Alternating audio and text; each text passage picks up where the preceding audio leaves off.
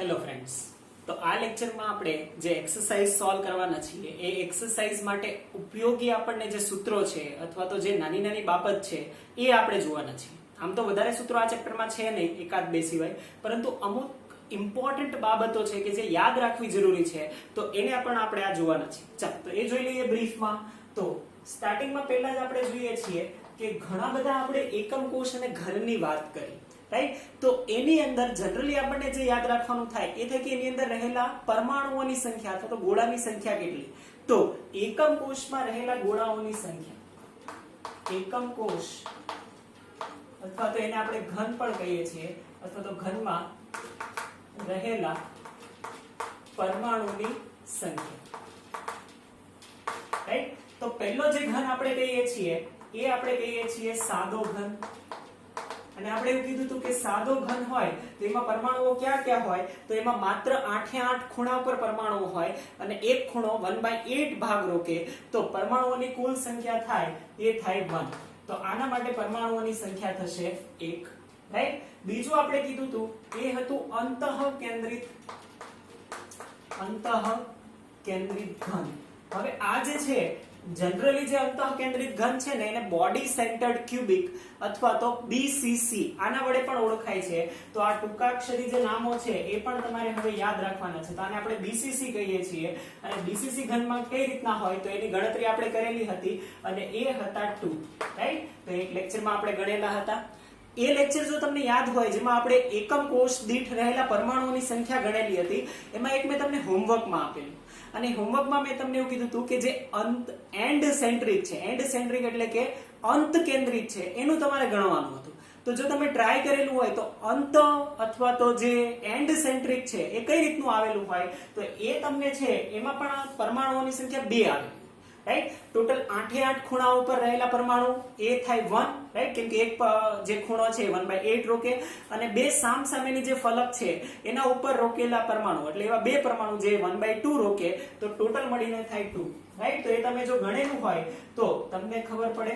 અને એ હોય અંત કેન્દ્રિત ઘન, રાઈટ? તો એ તમને મેં હોમવર્કમાં આપેલું હતું. તો એમાં હોય 2.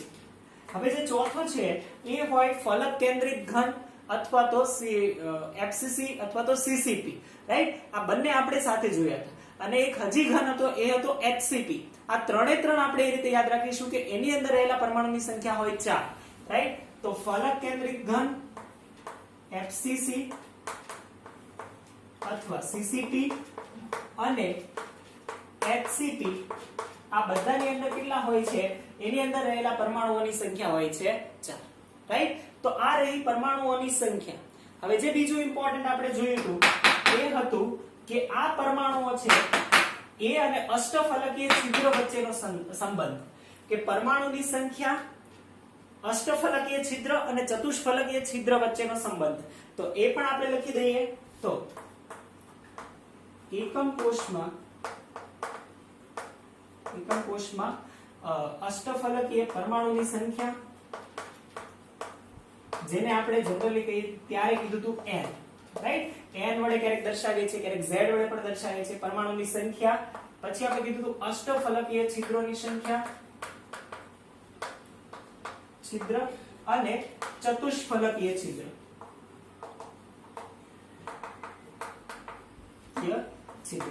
રાઈટ? તો એ કઈ રીતે હોય? તો આપણે એવું કીધું હતું કે જો પરમાણુઓની સંખ્યા n હોય તો અષ્ટફલકીય છિદ્રો થશે એ પણ કેટલા થશે? n.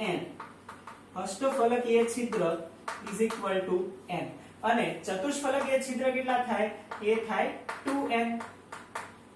ચતુષ્ફલકીય છિદ્ર 2n. એનો મતલબ કે આપણી પાસે જો બે પરમાણુઓ હોય તો અષ્ટફલકીય છિદ્ર પણ કેટલા હોય? 2. અને ચતુષ્ફલકીય છિદ્ર પણ હોય 2 2 4, રાઈટ? તો પરમાણુની સંખ્યાના આધારે આ બંને આધારિત છે, એ ધ્યાનમાં રાખીશું. ધ્યાનમાં રહેશે. ચાલો આગળ વાત કરીએ છીએ. આ આપણે વાત કરી. બીજું આપણે જે જોયું હતું એ હતું કે પરમાણુની જે ત્રિજ્યા છે અને એકમ કોષની ધારની લંબાઈ વચ્ચેનો સંબંધ જોયો હતો.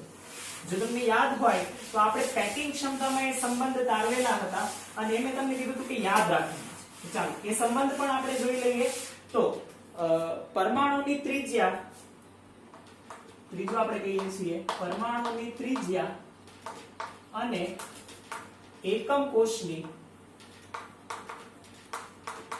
કોષની ધારની લંબાઈ. રાઈટ, પરમાણુની ત્રિજ્યા હતી r, એકમ કોષની ધારની લંબાઈ હતી a. રાઈટ, તો પહેલા એમાં હતું સાદો ઘન. તો સાદા ઘન માટે શું થાય? તો કે આપણે એવું કીધું કે સાદો ઘન હોય તો એના માટે twice r is equal to a. twice r is equal to a. આ રીતનો આપણી પાસે સંબંધ હતો. બીજું આપણે કીધું હતું એ હતું BCC માટે. BCC અથવા તો અંતઃકેન્દ્રિત ઘન. એના માટે શું કીધું હતું? તો કે એના માટે આપણે એવું કીધું હતું કે એમાં હોય 4r is equal to √3a. Right, અંતઃકેન્દ્રિત ઘન માટે. અને ત્રીજું આપણે યાદ રાખેલું હતું એ હતું HCP અથવા તો CCP અથવા તો FCC માટે. એમાં આપણે એવું કીધું હતું કે એમાં સંબંધ હોય 4r is equal to √2a. 4r is equal to √2a. તો આ ત્રણે ત્રણ સંબંધ પણ છે કે જેના આધારે MCQ પૂછાઈ શકે છે, તો એ પણ યાદ રાખીશું. અને લાસ્ટમાં એક છેલ્લું યાદ રાખેલું હતું, ખૂબ જ ઇમ્પોર્ટન્ટ, એ એટલે પરમાણુની ઘનતા, જેનું આપણે સૂત્ર તારવેલું હતું. રાઈટ, તો એ આપણે પાછું કહી દઈએ, પરમાણુની ઘનતા D. તો D નું સૂત્ર જો તમને યાદ હોય તો એ આવું હતું, Z * m/a3na. રાઈટ, જ્યાં Z શું છે? તો કે Z એ પરમાણુઓની સંખ્યા છે, એકમ કોષમાં પરમાણુઓની સંખ્યા. તો આ એકમ કોષની ઘનતા છે, એકમ કોષની ઘનતા. તો પરમાણુઓ, એકમ કોષમાં પરમાણુઓની સંખ્યા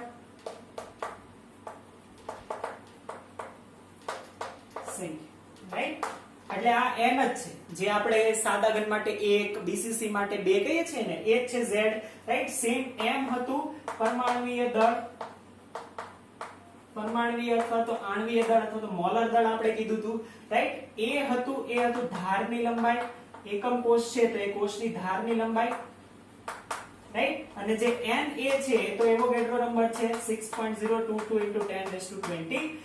રાઈટ, જેને આપણે એવોગેડ્રો નંબર કહીએ છીએ. તો આ સૂત્ર હતું જે આપણે યાદ રાખેલું હતું.